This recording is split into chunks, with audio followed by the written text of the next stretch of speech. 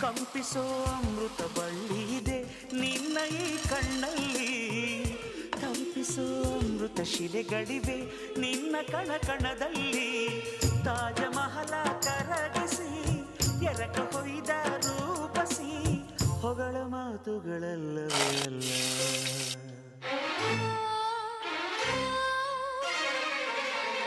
ನಿನ್ನ ವಿನಃ ಏನಿಲ್ಲ.